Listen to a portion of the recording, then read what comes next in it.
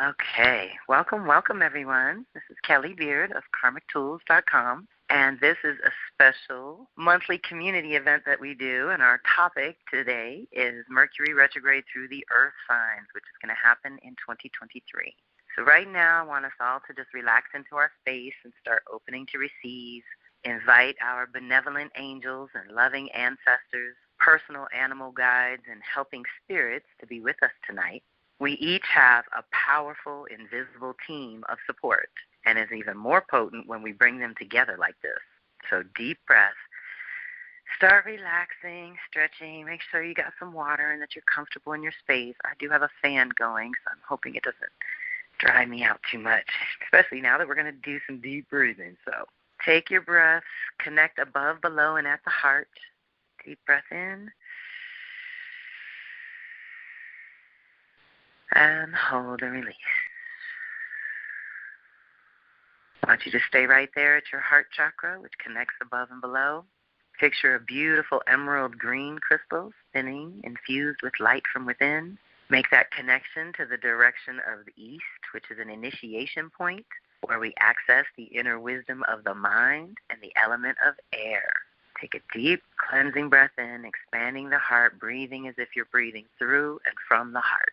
Deep breath in.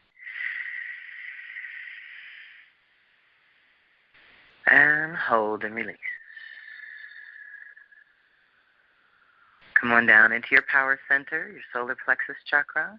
Make that connection to the direction of south, which is a culmination point and where we access the inner wisdom of the spirit and the element of fire. Here I want you to picture your favorite shade of yellow, infused with light from within, spinning brightly. I usually use crystals. Shanta uses flowers. You can use whatever works for your visualization. But picture that golden yellow of the sun infusing that solar power into your center, making that connection to the inner wisdom of the spirit. And take a deep breath in.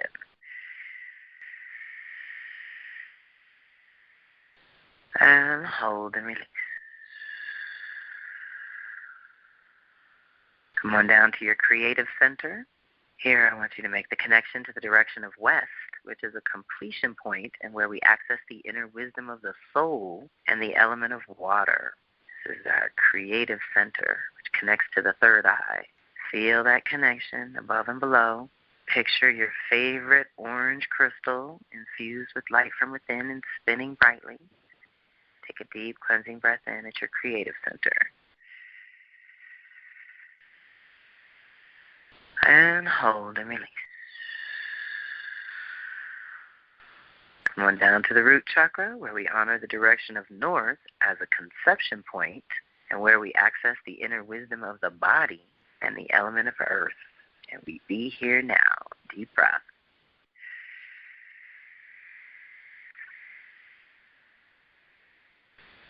And hold and release.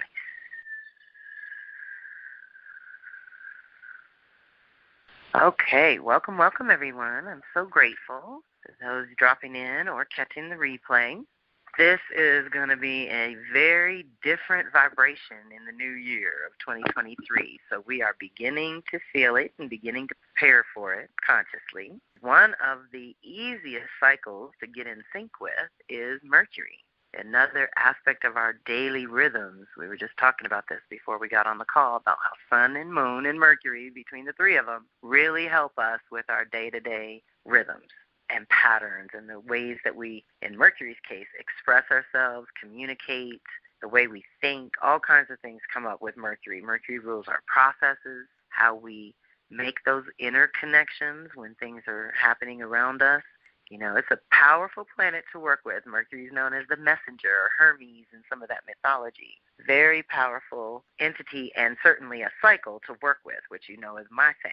So Mercury goes backwards 3 to 4 times a year. So I always say that gives us 3 to 4 times a year to do a data dump, to do a mental body reset. That gives us permission to pause and process. Basically, it happens about every 3 months. And so for the last several years, it's been happening on the cusp of Capricorn, all in the December-January zone of Sag, Capricorn, Aquarius. So we're almost always in the thick of it right at the turn of the new year. Just another way that I say the Gregorian calendar does not get my vote, because it's unnatural to be pushing the river to start things when we're in a processing zone, when we're in a place where we're supposed to be reviewing and holding back. So deep breath. I always see the February gate of power as the real initiation of the new year. The spark and the fire of energy for something new comes in around that time. But back to Mercury. The 3 times a year we get to pause for the cause, I really highly encourage you to do and take advantage of, because, again, it gives you permission to pull inward and do your own personal review of your life. And if we don't do it, and let's say we miss one and we skip 2, and we get to the last one of the year, boy, it's going to put its foot in your ass. I'm just saying. A lot of times if we put off our processing and organizing and dealing with things, the little things of life, right, these little details that hold it all together, then it piles up. You don't get out of it. It just piles up. So it's a good idea to think of your life as rolling along quarterly and then pause and process. Roll along 2 or 3 months, pause and process. And the thing is, the beauty of Mercury retrograde, here's the beauty of it, and this is why I love it, is that it allows you to, A, keep your own counsel, but also to, like, you're opening your receivers. Whereas when it's forward and we're moving through the world and we're doing our day-to-day, we're pushing, we're putting things out there, we're expressing, we're pouring out. We're pouring out our energy for work or at home or with our kids or whatever it is. But we're expressing and we're communicating and we're moving through our day with Mercury. But when it retrogrades, the reason things don't work in the world, the reason there's mechanical malfunctions and computer breakdowns and all kinds of things like that, is because that's not where we're supposed to be communicating.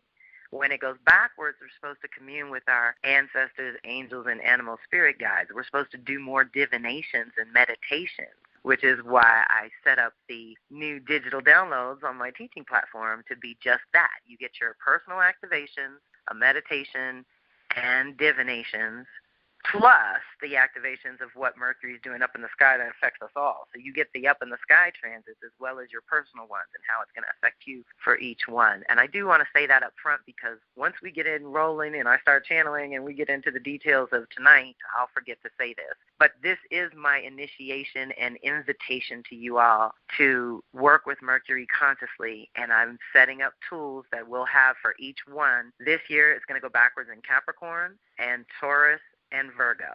And I'm going to give you the dates and everything as we get into it.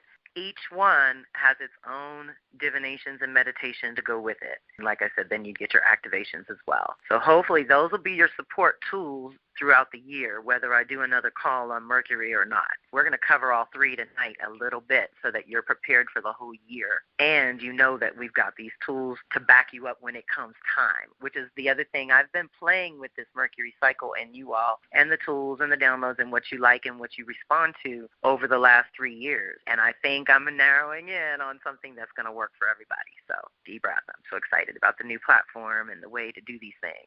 But with Mercury, this is what we're supposed to be doing. We're supposed to turn to our cards and our books and our different channels so that we can open up to receive messages that help us essentially process the last 3 months of our lives. That's the idea.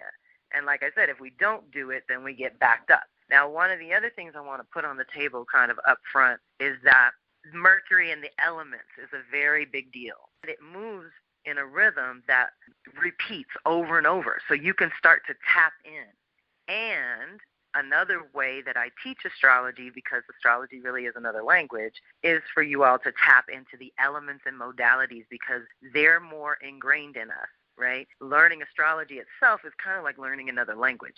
But I'm going to break it down elementally. Where we are now in 2022, we're coming out of a year where it was an air-earth combo.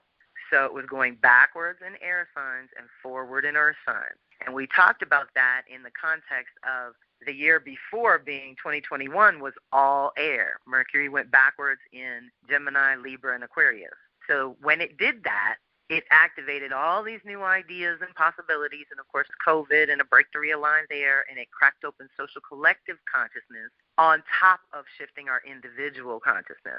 So as it shifted from there and opened us up to all these new ideas and possibilities and concepts and things, 2022 comes in and it's air-earth combo. After all air in 2021, it was 2021 was all air. 2022 is air, earth. So then, once we got cracked open to new ideas, 2021, we needed to start thinking about what those containers would look like or how we were going to function in our lives, in our day-to-day routines and things. And it got a little more literal. This year is getting straight literal.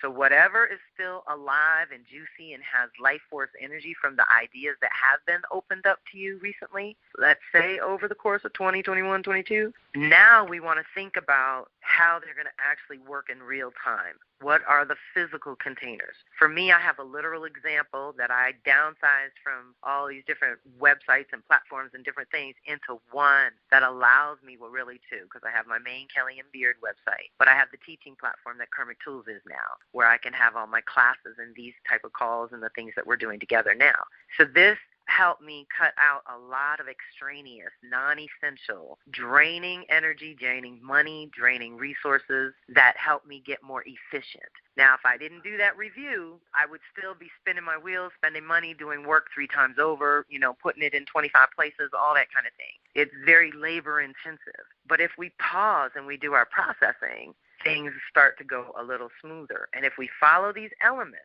as we anchor this all earth in 2023, it's going to go forward in 24 and be earth and fire. See, once we have our containers in place, when we hit the fire element and Mercury lingers in Aries, Leo, and Sag, then we can really flesh out our creative ideas and make them reflect our truth, our higher truth, and that expanded embodied wisdom that we are acquiring now, right, that we're preparing for. So it goes through this rhythm, and you're going to check it from earth to fire, from fire to water, water to air, air to earth, earth to fire, fire to water.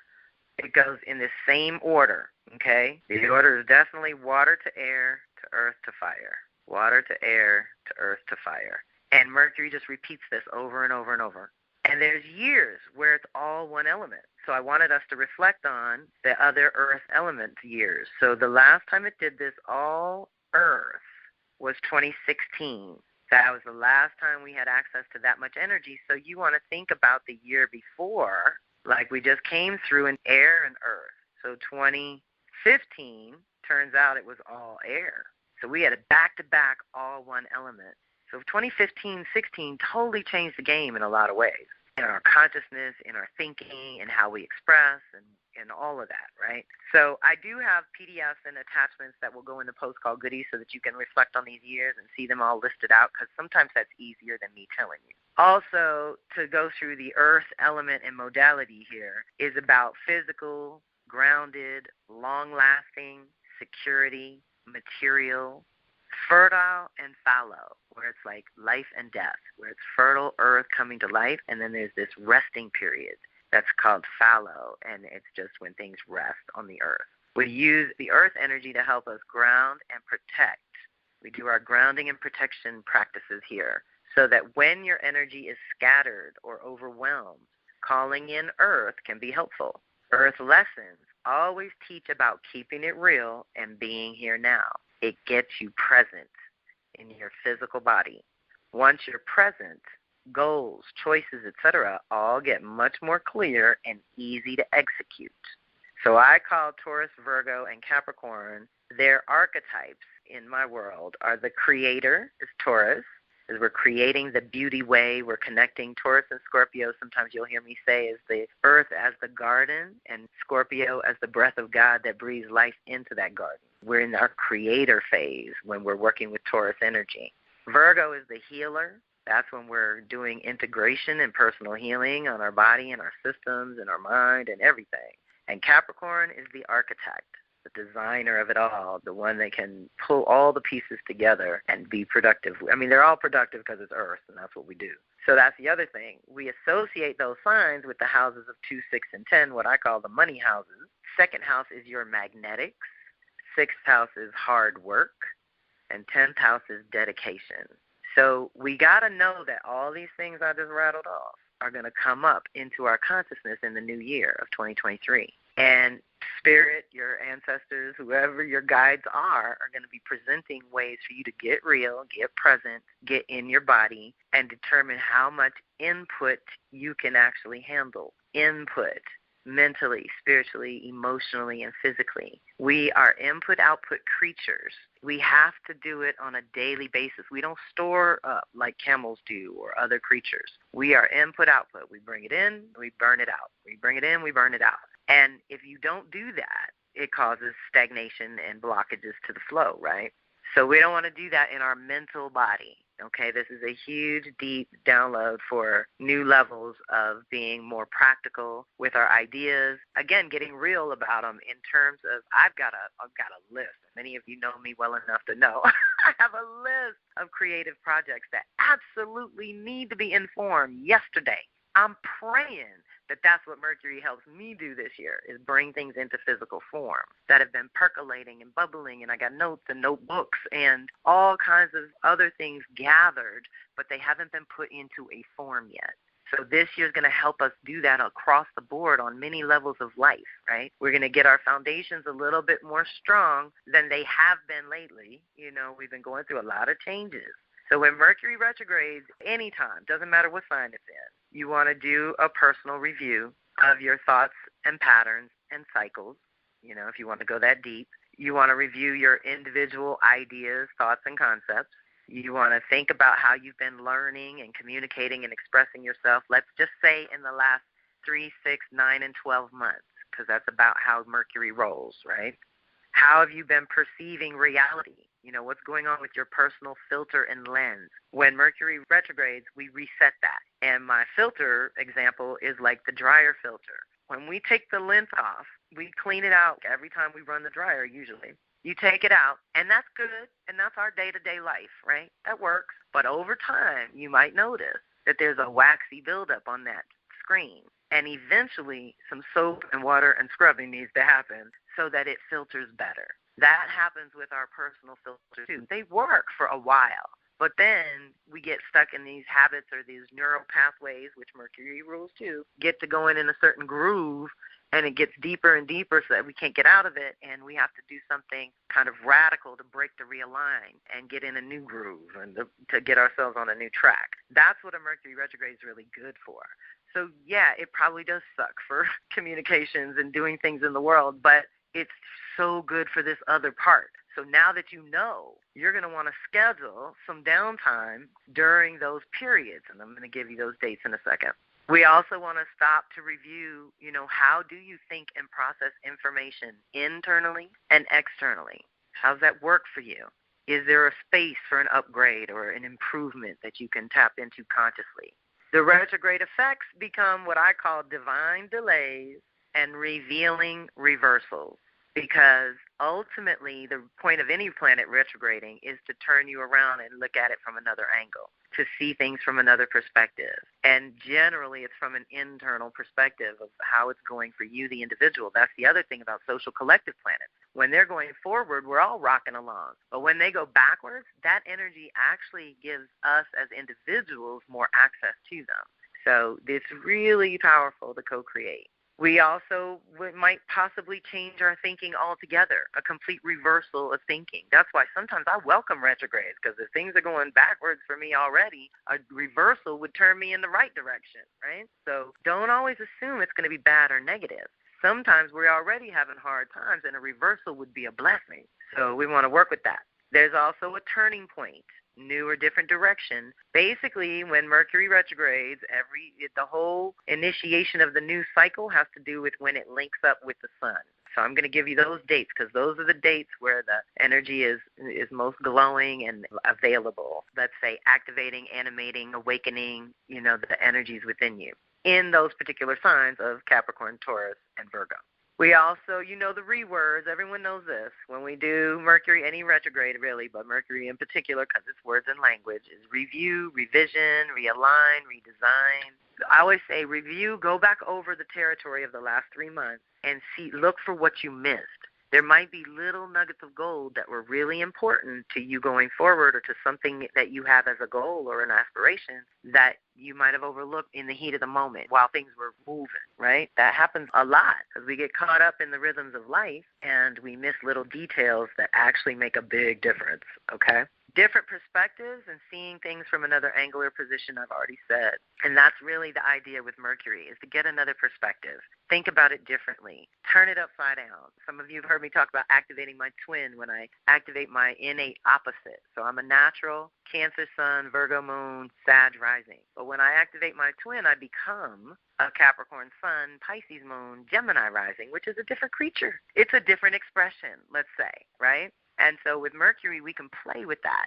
And all of us have all the signs somewhere, so we can play with those different expressions of self. Sometimes you'll meet someone whose sun sign is one thing, but their Mercury is something else. And you can usually tell. It's like if you are an Aries sun, we get that Aries energy. But if you think like a Taurus, that's a different edge. Or the one behind it, if you think like a Pisces when you are an Aries. Like that's when you know that Mercury rules our thinking styles, right? No matter what your sun sign or the rest of your signs are. Also, you want to look at the houses, your Capricorn house, Taurus house, Virgo house, to make adjustments, tweak and fix, reflect on and change your thought patterns around those aspects of life. That's what I call the houses. So the houses are aspects of life that come up. The first house has to do with your identity and purpose and you, the individual. So each one has aspects of life that it represents. So wherever your Capricorn house is, we'll start there to make the adjustments and tweak. Change your thinking around there. Reversals of thinking, changing your mind. Tend to the details and anything that you've postponed. Talk less, listen more. Chat less, say more. Okay? Deep breath. Process and reflect on changes in the past 3 months, which we've already sort of touched on. That's your frame of reference. Research and develop your ideas and finish projects. That's the other thing that a Mercury retrograde is great for. I have made leaps and bounds of progress on projects that were half done when I got the right Mercury retrograde under my wings. Oh, my God. I could testify for days on that one. Questions to contemplate. Who or what are you a voice for? This is where we reset that. Okay? What's been on your consciousness for the last 3, 6, 9, 12 months? And how would you like that to change and maybe get a little more real in 2023? What is your favorite form of expression? You have infinite choices. I talk about this all the time because I'm learning that even though I am a linguist, language person, and I love words, a lot of people are visual learners. So when I made those goddess videos and I used pictures to tell my story, that was a different medium of expression for me. It was out of my comfort zone, and I think we need to practice that more because it unlocks your creative, critical thinker, right? It unlocks something within you that you wouldn't otherwise unlock if you're just going about your regular rhythms and sticking to that routine. So we want to practice and play with other mediums. I also did order my wood carving kit. I'm about to get crafty around here. I'm about to make sacred crafts. I do a sacred project with my Soul Sisters Circle on every season as we do the turn of the wheel. So that would be 8 little creative projects for the year that I want to try to do. Not big, crazy ones that take over your life, just little things that we're going to have fun with. What new information has come into your conscious awareness in the last 3 months? So what have you learned, right? What are you ready to integrate so that it becomes embodied wisdom? So if we don't pause and integrate and process and determine, how much of this wisdom is mine, embodied wisdom that I've had the experience and the knowledge of, and this is all Mercury's domain, and how much, am I imagining and guessing at? And what's going on with the imagination? That can always use a reset. What needs revisioning, reevaluating, redoing, rearranging, rebuilding, recovering, rediscovering, reviewing, renewing, restoring, repairing. Play with the rewords. Which ones come up for you? Maybe they're different. What kind of review will you do during this time? How will you review your way of thinking and processing data, your thoughts, ideas, concepts, perceptions, modes of expressing who you are, what you want, and how you feel? Okay? Deep breath. That's a lot. Now, also included in your post-call goodies will be a 1-page PDF that has all 3 earth signs, how Mercury works through them. So I'm going to run through these real quick. We got started a little late. We are going to go a little late, but I really want you all to have this and be able to ask questions if you need to. So remember I said that Capricorn is the inner architect, Taurus is the inner creator, Virgo is the inner healer, Capricorn. When Mercury is there, it's all about mental stability and proper function. This is what happens. This is what's going on now. It's December 6th to February 11th is Mercury in Capricorn zone. And we're going to talk about the extra goodies around that too. But this is where we should be thinking about processing our ideas in new containers. What needs a new container? Where is your focus? What decisions do you have to make? You want to design and implement a plan. Saturn rules Capricorn, right? So we bring Mercury and Saturn together to activate your inner architect. You do a review of your true purpose and the need to have your ideas, thoughts, and concepts be recognized as useful, right? It's just a really important time to, let's say, set some goals and aspirations, because that's also what Capricorn is good for. I would say this is also the time I wrote down the extra activations that Mercury is going to do while it's in Capricorn. Now, the blessings without effort 3 times over is linking up with North Node and Uranus in Taurus. So think about this. Uranus is only there every 84 years. North Node's only there every 20 years. Mercury is going to linger there right as North Node's finishing up and moving on anyway, and allow us to bring in our individual peace. This is life path and the liberation and awakening planet, working it out, awakening us to a new direction with Taurus, how to live on Mother Earth and not kill her and us in the process, right? We want to do this better. We want to bring in the beauty way. We want to be earthlings that stay in our body, that find sensual pleasure in being in a body. This is our vehicle for this planet. We don't need this vehicle anywhere else. So as long as we're here, we want to enjoy that Taurus food, sex, and money, pleasure, comfort, security, personal security, you know? So we've all been resetting that. Imagine that Mercury's getting there now and going to linger in a trine, which is blessings without effort, which means we're going to be super clear about what we need, desire, and deserve, okay? It's so juicy to initiate this way. The opportunity is that while Mercury is in practical Capricorn, it's going to be sextiling the Neptune in Pisces.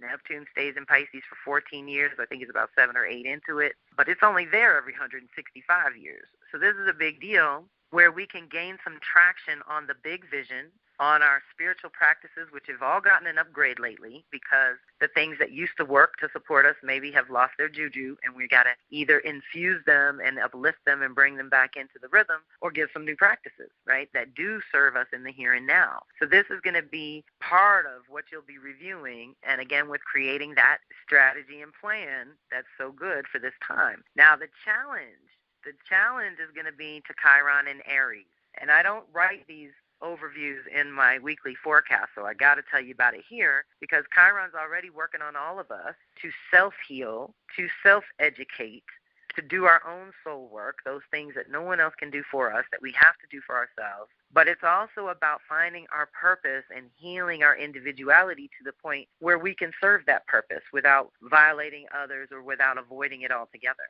So this reset in our individuality and our purpose and our identity that's already been underway because we've been healing different aspects of self. Now Mercury is going to challenge that, Capricorn to Aries. So we think about our individual self on the Aries side, the challenge to grow out of comfort zone into new territory. With Capricorn means, what are we going to commit to? What are we going to dedicate our time, energy, and resources to? What are the ideas that are going to be profitable and relevant and good for us in the new year, right? So deep breath. This is going to be the juicy kind of special signature that's unique every time. Now, the special, remember I said ease and grace, the opportunity, and the challenge. Now, the real unique initiation, new beginning, oh my God, once in a lifetime, is that while Mercury is backwards in Capricorn, it's going to conjunct Venus December 29th. It's a reset with Venus,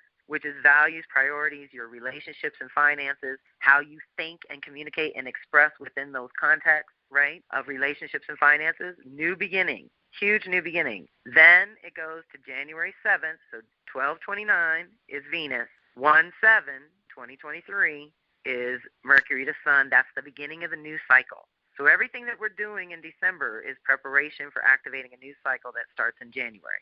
Then it hits Pluto on February 10th. I'm sure it's in very late degrees before it slips out of Capricorn and into Aquarius for both of them. But this is so powerful because this also tells me there's an initiation and purification going on with your identity and purpose, with your relationships and finances, that we can start so fresh and clean and new with a completely new foundation and structure, with more, let's say, faith in our projects, even though they take longer. We're going to be okay because we know that when we take the time to do the step-by-step Capricorn process, it's built to last. These are things that you want to put in your foundation, little bricks in your foundation of your mental body, mental strength and stability. Remember what we said. Mental stability and proper function is when Mercury's in Capricorn, is what we're going for here. And then I did some special divinations and meditation for that time. And remember I said we have the muscle, bones, and tendons. Here we're talking about the muscles. So it's movement, freedom, and strength that we're building. Mental agility, mental freedom, mental strength. Let's really meditate on those things for ourselves as individuals. That is Capricorn. Then April 3rd to June 11th, this is all in 23, y'all, it will linger in Taurus. Now, we've got some special ones here, some bookends we got to talk about, and all opportunities. So let's everybody be good to go by May. That's all I can tell you. Do what you can to position yourself for this zone because it's going to be pretty powerful. A reset, a mental reset, right? And when we go into Taurus, it's about mental strength and intellectual endurance. Deep breath. We're going to cultivate new beauty and well-being with our inner creator. We're going to use our body and senses to guide us. Does this give me pleasure, nourishment, reward? Let's ask these questions in May. Your values, priorities, magnetics, abundance, beauty, personal comfort, security, and creativity are all being renewed. And this is the bones. So we permanently release or we anchor and we ground a new structure, a new foundation, or a plan, right? So just know that Capricorn structure is different. This has to do with having a structure that allows you to flow. It's water and earth. Give the flow a structure. So we want to be able to be creative in our water zones, but with Capricorn being an earth energy, we need that kind of structure that kind of keeps things in line, right? When it's structure and Taurus, it's more about the stability and strength of that structure. Again, they're all built to last because they're all earth signs. And then with Virgo, it's more about the structure of how everything's going to work and function together in the right way. And does it literally work? That's what we look at in Virgo. So while it's in Taurus, April 3rd to June 11th, the bookends, what you got to think about is that right then, April 3rd, that day, Pluto hits 0 degrees Aquarius and Mercury hits 0 degrees of Taurus right before it goes through its process to retrograde. So that's a square, a challenge to grow in our fixed energies, Taurus and Aquarius. So it's your unique contribution and your personal security, okay? We all know it's hard to be an artist and get paid for your creative thing, but we're all looking to figure out how to do it because that's when we are our best person, right? So that day that Mercury hits Taurus, it hits Pluto. So you know ultimately there's going to be a transformation. And then what's beautiful is the challenge is on the front end. June 11th, when it comes out, Pluto's still at 0 degrees Aquarius, Gemini. So there's a trine. It's a blessing without effort. So just remember, going in and coming out, Pluto's part of it.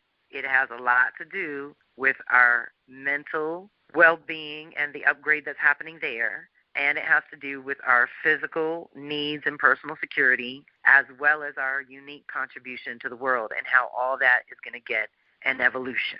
Okay, so those are our bookends coming and going. In between, while Mercury's in Taurus, it's going to sextile, which is opportunities to gain traction. It's really good energy. 3 times over with Saturn and Mars. But there's these special ones that it's only going to hit once with Venus and Neptune.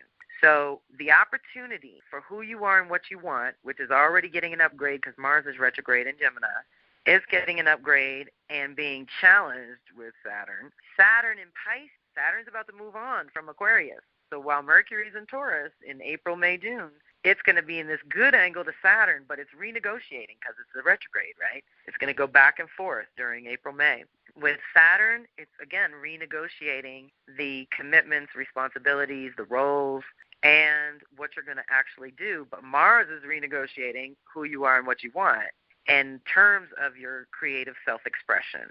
right? When it touches the one and only time is an opportunity with Venus, means that if you can change your thinking around some of the identity and purpose things, then you can attract the new support system or team or people if you're looking for a mate or a partner or to do more collaborations, personally or professionally. Either way, it's going to help you reset things so that you can magnetize the right vibration, what we call a vibrational match of what you need at that moment. And same thing with it hitting Neptune and Pisces. We're going to deepen our spiritual practices so that we can have a better physical experience. Does that make sense?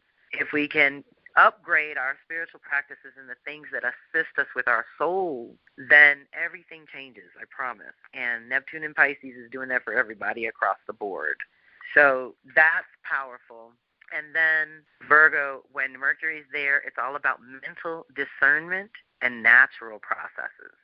Okay? So we use Mercury as a filter at that time. We start asking, does this work for me? Does it make sense? Am I gaining a skill, rhythm, or self-mastery? Virgo's mutable earth. Okay, so here's another Kelly thing that's also on here. So if you see it and you're like, what is she talking about? My theory is that the cardinal signs, Aries, Libra, Cancer, Capricorn, are the muscles. The fixed signs are the bones, Taurus, Scorpio, Leo, Aquarius. And the mutable signs, which is Virgo, Pisces, Gemini, Sag, are the tendons and ligaments that connect the muscle to the bone. So the idea is the muscles help us with actions and changes and choices and decisions. Bones help us, or the fixed energies help us permanently release or anchor and ground. Either way, we got to either let something go forever or we got to start something new that can carry us forward. But none of it works if we don't do the tending and processing and integrating and making the connections. So those tendons and ligaments, Virgo, Pisces, and Gemini, Sag, also where Mercury lingers the most with Gemini and Virgo historically, is where we make our connections. So that's the other blessing of a Mercury retrograde. Again, if we didn't slow down to do that, we wouldn't, let's just say it delays our good, and we don't want to do that. So with Mercury moving through Virgo, which is going to happen at the end of the year, July 28th to October 4th, is going to be the zone that Mercury lingers at that time. So that's when you're going to want to do that processing, your personal process, when to follow your intuition and how much to trust yourself, okay, and your monkey mind, right, how much to trust, and what are your filters and processes that allow you to know what truth is for you. Virgo, July 28th to October 4th, mental discernment and natural processes, asking, does this work for me? Does it make sense? Am I gaining a skill or something? That's very important. We have bookends here, too. So where the bookends in Taurus all have to do with Pluto transformation, right? And this is deep because we're getting the healing with the Capricorn one. We're going to get transformation with the Taurus one. And we are going to take it all to a new level with the Virgo one, because our bookends with Virgo is going to be Saturn in Pisces, opposition, on the way in August 1st. Yep, because we go in July 28th. So August 1st, Mercury in Virgo is going to oppose Saturn in Pisces. And coming out October 2nd, we come out October 4th. October 2nd, Mercury in Virgo is going to oppose Neptune in Pisces. Saturn's our reality. Neptune is the dream. Saturn's what we got to do to make that dream a reality, that vision, the new vision for our life. It's our spiritual practices and our physical practices. It's the big vision and the little details that make that vision even possible. It is recalibrating our spirit in a human form aspects, right? And notice that it's all at the end of the year, and we will have completed a lot of missions in Earth energy by the end of the year when a lot of fire energy starts coming in, and we're going to want to be creative, and we're going to want to explore and expand in those ways, which means we have to have this earth energy in check. We have to have our structures and foundation and our rhythms and routines in order to be spontaneous and go with that fire element in 2024, which is going to be so juicy. So those are our bookends, reality and dreams, and the balance and integration that goes on to make that possible. Everything else is trines, which is blessings without effort, to Jupiter, benefactor, bringing blessings in Taurus. North Node, we got to talk about that separate. Uranus in Taurus, also blessings. Pluto in Capricorn, blessings. Okay, so when planets that are in the same element get together, that's called a trine. It's such a powerful blessing. You know, there's no other way to put it. It's kind of earned blessings in this case. It's going to be an easy awakening of consciousness. It's going to be an easy shift to a new direction on the path. It's going to be an easy awakening to what is good for your body, for your mind, for your spirit, for your soul. You know, it's going to be easy to change and move into the new because the new is much more interesting and juicy and delicious and fun and beautiful. What we're leaving behind us is done and worn out. It's run its course. It's so deep. So this is a special alignment, I just got to tell you, because right before Mercury goes into Virgo, we're talking July 27th, the day before it enters Virgo on July 28th, there's this unusual dip because only 10 days earlier, the North Node will have shifted into Aries, and right before Mercury goes into Virgo, it's in Leo. So at 29 degrees, they're going to trine each other. And it's so juicy because this is a huge reset around your identity and self-expression too, and a whole new direction to go with that we can tap into as we go into the retrograde zone. So it's almost like who you are and what you want, and who do you want to express or what do you want to be known for, activated, and then you go into this Virgo, okay, let's get organized and set it up properly zone. And I don't know, that's what I'm feeling right now. Like I said, I've got divinations and meditations already organized for each one of these. They were very organic and delicious and wonderful. We're going to do ours for tonight, which has to do with the overview, or let's say for the community read, right? This is something that all of us need to take a piece with, which is so deep because what I decided to do was some animal medicine where, like I said, it's this mind-body alignment, mind-body connection thing that we're doing, this rewiring that Mercury retrograde allows us to do, the reset that's going on in these earth signs in our body. So this is the overall guidance for the year that we're just going to sort of remember and maybe come back and review this audio once or twice during the year and see where we're at with it. But I pulled for the community, I did a bird and a mammal for each, for the body and the mind. So I got vulture for the mind and tortoise for the body, which is the giant turtle. Our meditation is going to be called Standing on All Fours, like a wolf. So these are all powerful animal guides to be thinking about just by themselves, in and of themselves. Open to receive that which is just for you. Invite your higher self to filter everything first so that only that which is for you even gets through. I love vultures. I got to know vultures in Florida because there's so much roadkill. I was always out in the middle of nowhere, too, which was very swampland, and they were such teachers for a solid 10 years that I learned a lot, and I learned not to be repulsed by them or anything. I love them. I think they're beautiful, and I got some great messages. So open to receive. Traditional tarot would be the Tower card. I'm reading from the Animal Wise Tarot by Ted Andrews. He calls Vulture Death and Rebirth, New Vision. Vulture is a very misunderstood animal. Generally, people don't want to have it as a totem, maybe because they are the garbage collectors of the environment, cleaning up the dead, helping to eliminate problems with disease and such. But it is also one of the more powerful and gentle animals of rebirth and healing. And that's exactly what I was doing when they were so prevalent. The vulture teaches us the cycle of life, death, and rebirth, helping us to see the process at work within our lives, and its appearance is always a signal to trust that process. So deep breath. Remember, this is our guidance for our mental body, for our mind. What we want to do is kind of clear out the toxicity, let go of the past, the old negative patterns, the thought patterns and repetitive loops that we get ourselves, mind loops we get ourselves into. Vulture can take all that away. Or they could also be saying that because our minds have been overwhelmed with input, right, and there's a lot of garbage in there, we would love Vulture to clean that out and help us get rid of the trash in our consciousness. Regardless of how events and situations may appear, Vulture reminds us that it will ultimately work out to our own health and benefit, helping us to see more clearly how events are likely to unfold. Vulture helps us trust in the promise and fulfillment of life and growth. Its presence indicates that change is about and is likely to occur quickly. Be prepared. Vultures soar using their highly developed sight and sense of smell to detect food. They trust in the life cycle, knowing that they will eventually have something to eat because everything that is born dies, and everything that dies is reborn. Vulture possesses keen eyesight and a highly developed sense of smell. They teach us to trust what we are sensing around us. They help us to see or at least sense the cycle of change as it comes upon us so that we can work with it consciously. Deep breath. That's very important. Vulture reminds us that change is inevitable. So, again, with changing our thinking for the new year, we're going to get a little more grounded and practical.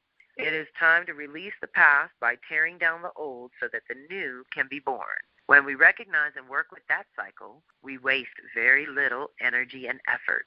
The vulture is a symbol of healing and purification, reflecting that harmony is already in the process of being restored. Ashe. Its work to dispel the negative shows us that no matter how difficult our life conditions, rebirth is imminent, and as a result, we will see life from an entirely new perspective. How perfect. Deep breath. Shadow vulture always indicates the process of change that's already in motion, and that trying to stop it or redirect it at this point will result in chaos. They also have the most unique digestive system, with 40,000 times more resistance to botulism than the human body. Considering what they eat, this is important. So when it's in shadow, it reflects a need to change our digestive habits regardless of what we are trying to digest, be it food or ideas. Foods that used to be no problem may become so. Ideas and teachings that we are trying to digest may not be good for us at this time, and a break from them may be warranted. Okay, deep breath. Questions to ask. Are we hanging on to what is no longer beneficial? Remember, we're thinking consciousness in our minds. Is there some healing that should be done in some area of life? Are we not paying attention to what we're seeing or smelling around us? Are we refusing to eliminate things in our life that we need to? Okay, so the idea of digestion is to take in the nutrient and release the waste. If we hold on to the waste, we cause toxicity in our system. Are we being impatient with the way events are unfolding? Are we resisting the changes? Deep breath. So that's the mental body. In order to realign with the physical body, we got Taurus for the community. Movement through pressure. It's number 10 of Ancients, which would be the fire or wands suit. So you know me, y'all. I always recommend that you read these cards in your own decks and get a whole nother interpretation. Tortoises are land turtles with blunt club-shaped feet, which are very different from the web-shaped feet of the aquatic species of turtles. Although the box turtle is also a land species, they are usually found in or near water. Land tortoises still look much like their very early ancestors when the age of dinosaurs was young. Though slow and plodding, the tortoise heralds movement, even with all the pressures upon us right now. When tortoise appears, we have usually been experiencing many changes and many burdens, and although it may not seem so, its appearance now indicates that the dawn is slowly approaching. So deep breath. Let's think about our physical limitations lately in the last 3, 6, 9, and 12 months. Let's think about what our bodies have been through and how we can improve that in the new year just by having this added earthy energy as part of the alchemical mix for the year of 2023, right? We can call this in. Tortoise reminds us to carry on, moving and facing things steadily and slowly in our endeavors. The tortoise has been around a long time. It reminds us that though the responsibilities have been great, we will succeed in time. They tend to have high domed shells and toes with claws for digging. Daily, they warm themselves by basking in the sun and then feeding, mostly on leaves, flowers, and fruits. So all of us need some sun, water, flowers, and fruit, okay, for our body, right, for our body to be physically well. They move slowly, following this same basic routine. But if they need to, they can reach normal human walking speed. Tortoise reminds us we must continue on, we must keep digging, no matter how sluggishly and slowly. Theirs is the life of slow, methodical movement, and we should follow that pattern when life around us becomes hectic and overwhelming. Tortoise reminds us to slow down and focus on the essentials. It is ancient and symbolizes a time of getting in touch with and trusting our primal senses and rhythms, recognizing that abundance and growth do not have to be obtained quickly and immediately. Nature's rhythms will work for us in time and the manner that is best if we allow it to. If we trust that, we will understand the reasons behind the lessons and pressures we have been experiencing. We will then move through them with greater understanding of the big picture and larger patterns at play. Remember, we never face anything that we cannot handle. Deep breath. So in our bodies, we need to take that time, deal with what's going on inside, get present, be more natural about certain things, slow down, stop trying to be all things to all people or trying to do everything all the time. All of that constant go, go, go, move, move, move, produce, produce, produce. If we don't slow down, it's not going to be worth it in the end, I trust. So the shadow side of Taurus is the slow metabolism. This appearance may indicate our own pressures are too great, especially if we're operating from shadow. We need to slow down. Life may be getting too hectic. Whether large or small, these tortoises are among the longest living groups of animals. When tortoise appears in reverse, we may be trying to live life in the fast lane, creating problems for ourselves. They remind us to slow down, that we have plenty of time to accomplish what we wish, and we must not be impatient. It teaches us that time is irrelevant, especially when examined from a spiritual perspective. Progress can only be made one step at a time. We must get back to basics and use our skills in the right way, which is, again, with being human and earthly being, right? We move slower. Everything else in the universe is faster than us. The question is to ask, are we being impatient with ourselves or others? Is life becoming too hectic? Are we trying to do too much too soon? Do we need to slow down a bit and focus on the essentials of life? Do we need to re-examine our goals? Are we taking on other people's problems and ignoring our own progress? Are we letting the burdens of others slow our own movement, carrying that extra baggage, extra weight? Are we taking on more than we can handle? Are we ignoring our responsibilities and obligations?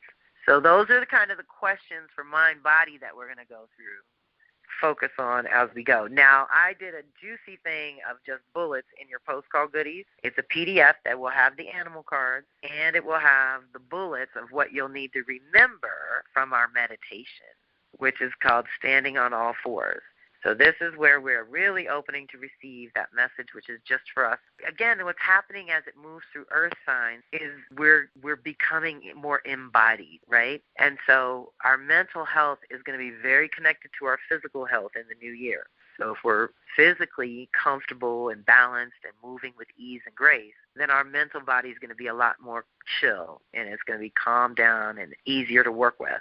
But if we're having physical challenges, it just makes any mental challenges that much harder. So we definitely want to get in our bodies. But think about it, when we get in our bodies, we're operating from our instincts. That's what we're reactivating here by standing on all fours. This is part of a story in Women Who Run with the Wolves that we're actually working on in the Venus Circle. It has to do with the Baba Yaga and Vasilisa the Wise, which is all about retrieving your instincts and intuition and fortifying them in a certain way. And in this one, it says that we are receiving that light, which is the power of knowledge, the power of wisdom, when we're illuminated and we're learning, right? We're being awakened to these new aspects of self and these new instinctual, intuitive powers that are part of our makeup. They're part of our superpowers. We just have to learn how they work. So deep breath, open to receive, standing on all fours. That means fully present, alert, aware, but not fearful, not ungrounded. It's like super grounded on all fours. Baba Yaga is repelled by Vasilisa's blessing from her deceased mother and gives Vasilisa light, which is a fiery skull on a stick, and tells her to go. The tasks of this part of the tale are these: taking on immense power to see and affect others, looking at one's life situations in this new light. Deep breath. So as we connect to our power, our instincts, our wisdom, and the illumination that we'll be calling in through every Mercury retrograde next year, we can connect to that knowing. It's the light of knowing that we share. And once you're grounded on that, you look at everything through a new light, right? Once you're grounded in your power of being able to follow your instincts and intuition, you can't be rocked as easily. Is Baba Yaga repelled by Vasilisa because she received her mother's blessing? Or rather, is she just repelled by blessedness in general? Actually, not quite either. Considering the later monotheistic overlays to this story, it would also appear that here the story has been shifted to make the Yaga seem afeared of Vasilissa's having been blessed, thereby demonizing the old woman wild mother. So this goes way back in the storytelling, with an eye toward elevating the new Christian religion and discouraging the older one. So this is in the story and how things change. The original word in the story might have changed to blessing to encourage conversion, but I think the essence of original and archetypal meaning is still present. The issue of the mother's blessing can be interpreted this way. The Yaga is not repelled by the fact of the blessing, but is rather put off by the fact that the blessing is from the too-good mother, the nice, sweet darling of the psyche. If Yaga is true to form, she would not care to be too close to, nor for too long near that too conforming, demure side of the feminine nature. Deep breath. Remember what we learned about the word nice. You know, it's kind of stupid and ineffective, so we don't want to be that. The too good mother is only good for a certain time. And actually, now that I'm getting into this, I know why the bullets were so juicy. Although the Yaga could blow life's breath into a mouse child with infinite tenderness, she could be said to know well enough to stay in her own land. Her land is the underworld of the psyche. The too good mother's land is that of the topside world. Although sweetness can fit into the wild cannot long fit into sweetness. When women integrate this aspect of the Yaga, they change from accepting without question every tinker, every barb, every dadu, everything that comes their way, to accept without question. To gain a little distance from the sweet blessing of the too good mother, a woman gradually learns to not just look, but squint, peer, then more and more, to suffer no fools. Deep breath.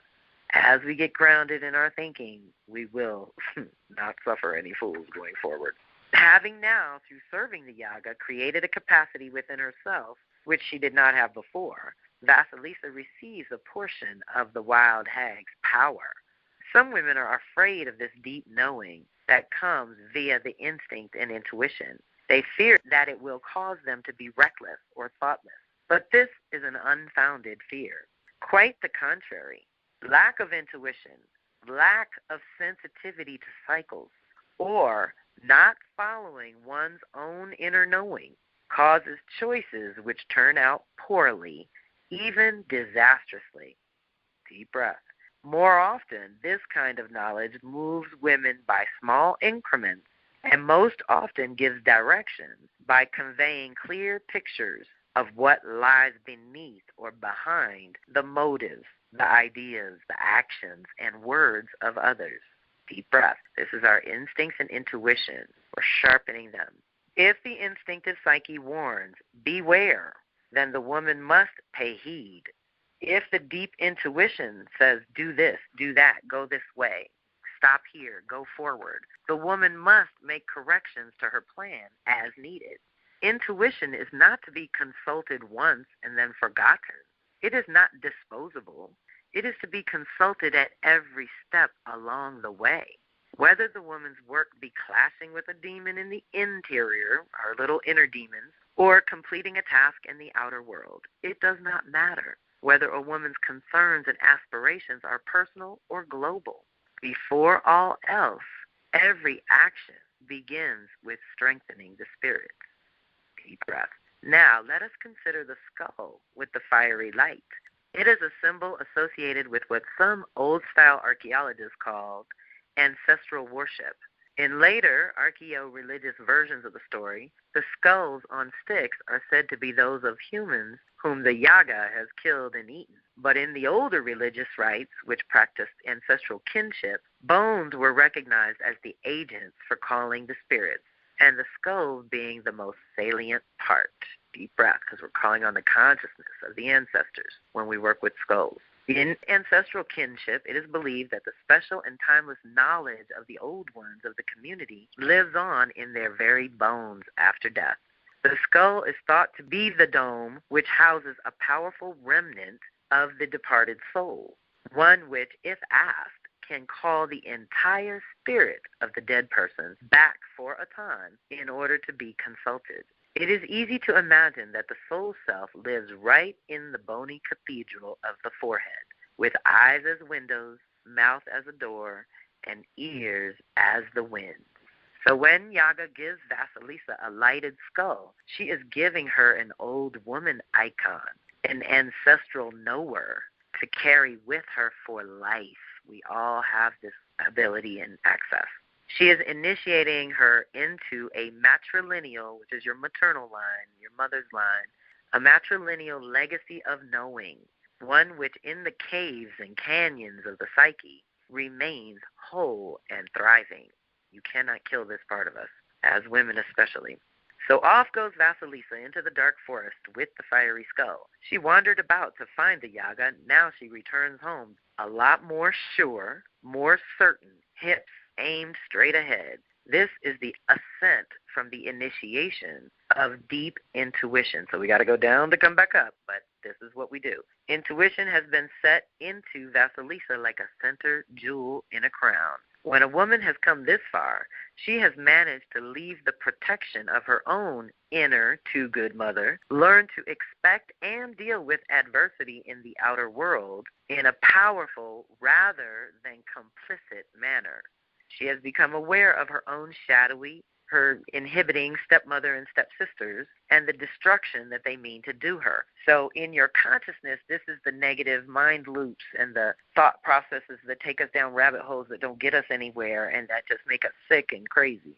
She has negotiated through the dark while listening to her inner voice and has been able to stand the face of the hag, which is a side of her own nature, but also the powerful wild nature. Thus, she is enabled to understand awesome and conscious power, her own and that of others. So then you know, power recognizes power, real recognizes real. No more, but I'm afraid of this, that, or the other. She has served the hag goddess of the psyche, fed the relationship, purified the persona, and kept her clear thinking. So this is what we're looking to do in the new year. We're going to cultivate a relationship between the mind and body. We're going to purify and distill who we are and what we want back to some original essence that's really necessary right now. We're going to clear our thinking and get more practical and organized. She has gotten to know this wild feminine force and its habits, which would be our instincts and intuition. She has learned to differentiate, to separate thought from feeling, okay, thought from feelings, so discernment. She has learned to recognize the great wild power in her own psyche. She has learned about the life-death life cycle, women's gift about it all. With these newly acquired Yaga skills, she need not lack in confidence or potency anymore. Having been given the legacy of the mothers, which is intuition from the human side of her nature, as well as the wild knowing from La Que Sabe, the side of the psyche, she is well enabled. She goes forward in life, feet placed surely one after the other, womanly. She has coalesced all her power and sees the world now and her life through this new light. Let us see what happens when a woman behaves thusly. So, deep breath. This is what's also going to happen as we anchor in these earth signs too, because it's going to get more real. We'll be able to really have some results of our labor and see the return on our investment. That's been pretty literal. So let's open up and see who showed up a little after time. And if you want to ask some questions or check in, let me know if you want a drum journey. Think about how you can go forward in the new year with more stability and structure to your ideas and concepts so that you're more productive and more effective, essentially, right? That's what we want. And it's been a while that we've been exploring ideas and going through things to see what works and what doesn't. This is really going to be an opportunity to build anew, and you want to invite your invisible team to support that and to help you make those connections. I just want to say thank you for being here. Thank you for being with me. Thank you for listening and staying on late. We did run over, but this covers our year, right? So we can all come back to this recording. Maybe not the drum journey, but I've got lots of those, so I'll upload a different one. And just know that you're supported for the entire year in your earth energies, in your Capricorn house, your Taurus house, your Virgo house. There's going to be an upgrade to those ideas and concepts around those aspects of life that you can claim consciously and that you can work with consciously and bring to that new level and get that upgrade, get that improvement that's possible, that every Mercury retrograde allows us to kind of reset ourselves so that we are thinking clearly, expressing better, being more decisive, being more clear about how we're moving through. And trust that there will be tools each time that I'm going to call, digital downloads at the moment, because it's going to be sort of self-study. You can just download the bonus materials, your personal activations, but you'll be able to download the divinations and meditations for each retrograde at the time. So we'll have some support, and of course I'll talk about it in my forecasts and whatnot. So you'll know when it's coming again, and the post-call goodies will have the highlights all kind of mapped out for you so that you can refer back to that email too when you need to. But thank you so much.